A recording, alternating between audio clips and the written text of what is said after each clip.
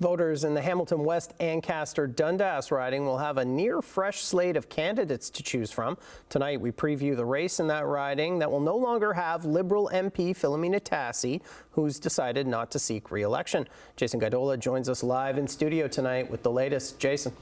Matt, succeeding Tassi is a notable name in local politics. Ward 8 Councillor John Paul Danko, who will represent the Liberals. He faces off against a Tory with a proud political lineage and a new Democrat who seeks to gain the seat in his second attempt. I think it is important to have that mix of real-world experience in business and private industry and also a political experience to be able to immediately step into this role in Ottawa. Insight into the needs of Hamiltonians is what John Paul Danko says he could bring to voters in Dundas, Ancaster, and Hamilton West.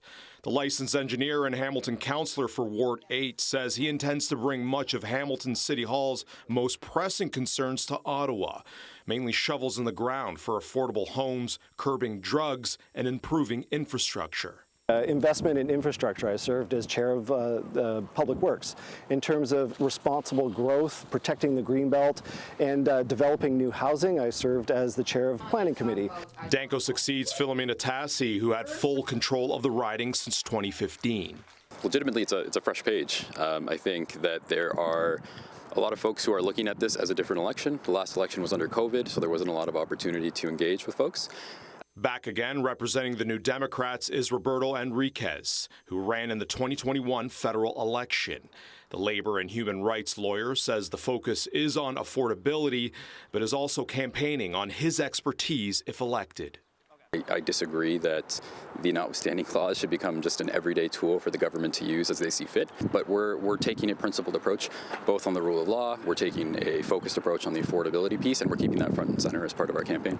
Enriquez and Danko joined 4 other candidates, 2 from parties who also hold parliament seats. Representing the Conservative Party in this riding is Erica Alexander. She is the granddaughter of the Honorable Lincoln M. Alexander. We did attempt to reach Alexander for an interview, and she did not respond. Looking to make a difference, especially for people living with disabilities, is Georgia Boschman. We want to change the disability benefit and make it better for you as people with disabilities. Boschman says she lives with cerebral palsy and is a student of political science and disability studies at Toronto Metropolitan University. Under the Green Party, she says she can make a difference when it comes to the Canada Disability Benefit. Liberals have worked on, it's going to be $200 a month, which is not enough to take us out of poverty. $200 a month does nothing. The 2 other candidates that are also on the ballot are Ava Sharavi, who is with the People's Party of Canada, and Jim Enos, representing the Christian Heritage Party.